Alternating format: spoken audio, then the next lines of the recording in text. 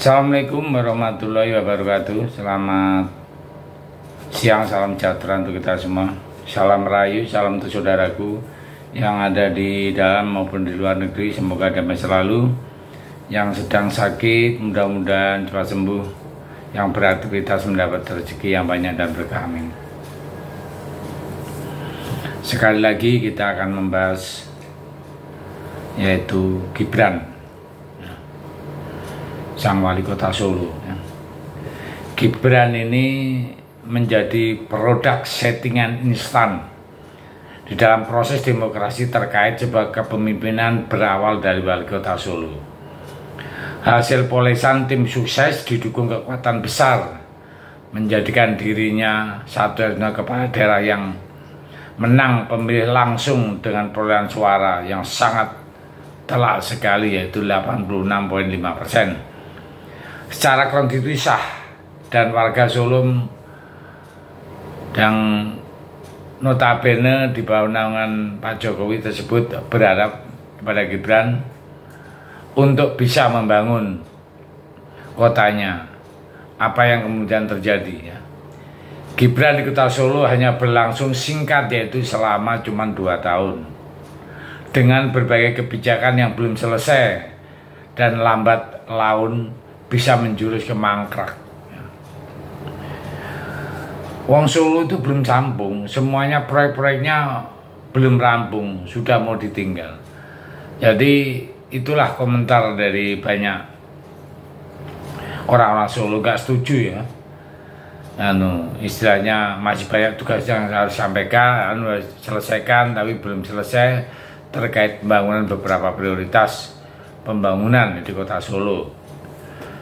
Kalau dibilang hanya tinggal beberapa tahun aja, tetapi kalau memang itu sudah menjadi jalan politiknya, ya apa boleh buat, ya. Seperti kita lihat Gibran saat ini memilih takhta yang lebih tinggi di tingkat nasional dengan menjadi cawapresnya Prabowo. Jadi itulah gambaran yang ditempuh oleh Gibran. Begitu juga di dalam proses perkembangannya Gibran itu jadi Gibran karena tidak mau diundang di TV, tidak mau diundang di akademisi. Jadi orang mencibir karena takut salah atau apa, ya. Jadi gambaran negatif itu sangat banyak sekali, ya. Dan perlu diketahui, ya. Proses untuk peningkatan kapasitas kecerdasan emosional sosok Gibran yang kabarnya cuma lulusan setingkat kursus di luar negeri untuk menjadi cawapres yang dikelilingi politikus serta para ketua-ketua parpol dilakukan dengan berbagai cara, ya. Dalam berbagai momen, ya, kampanye, sosialisasi hingga orasi publik sudah bisa menakar kapasitas sesungguhnya seorang cawapres Gibran, ya. Istilahnya kita kalau bilang pada Gibran itu pada di level 4 dengan hitungan 1 sampai 10, ya. Jadi Gibran itu masih jauh dari apa yang diharapkan oleh masyarakat secara umum. Nah, saat debat, ya, debat cawapres kemarin, publik melihat kapasitas Gibran yang begitu sangat berbeda, 180 derajat, ya, dari yang selama ini kita saksikan. Jadi selama ini Gibran sebelumnya berpura-pura atau dalam kapasitasnya justru Gibran sedang berpura-pura. Nah, ini semua kita banyak tanda tanya, ya. Banyak berasumsi bahwa Gibran itu adalah penyampaiannya dan penjawabannya di dalam forum debat kemarin itu hasil bacaan teks atau arahan pelatih, ya. Debat jawaban atas pertanyaan paslon lain dipenuhi dengan egosentris. Gibran seolah-olah dicetak dengan standar manis.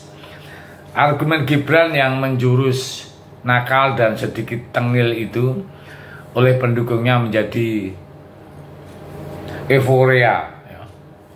Kebanggaan berhamburan di gerbong belakang pendukungnya. Jadi benar atau salah, yang penting cawapresku tampil begitu beda. Yang dikira cupu ternyata suhu. Ini adalah pendukung-pendukungnya yang di belakang Gibran. Inilah contoh pemimpin milenial lahir mengalahkan para senior. Itu beberapa kalimat euforia yang bertebaran di status medsos ya, pendukung Prabowo. Namun di sisi lain fakta publik di luar sana, banyak masyarakat di luar sana mencemooh Gibran karena dianggap pemuda sombong dan tengil. Dan seperti kita tahu, Kompas TV pun menyampaikan fakta sentimen positif pasca debat kemarin. Justru yang mendapat sentimen positif juga yaitu Pak Mahfud dan Mohaimin. Tapi di sini Gibran dari Kompas TV mendapat positif, tapi lebih banyak di masyarakat itu mendapat negatif. Ya, jadi sehingga terjadilah penilaian.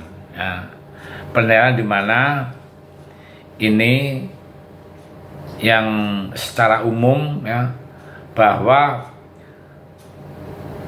positif yang paling besar adalah Mahfud MD itu 59%, Gibran itu 44% dan Caimin itu 31%. Adapun fakta sentimen negatif tertinggi yaitu ada di Caimin 36%, Gibran 33% dan Pak Mahfud 22%. Nah, catatannya presentasi ini berdasarkan survei tiap paslon, bukan antara ketiganya. Paslon sementara salah satu platform analisa digital Drone Emprit juga menampilkan sentimen negatif atas gaya tengilnya Gibran tersebut, yaitu standar yaitu sebesar 71%. Jadi negatifnya tinggi sekali ya. Kembali ke persoalan produk instan ya. Jadi fakta publik menunjukkan bahwa Gibran gagal disetting sebagai sosok juara dalam debat cawapres kemarin.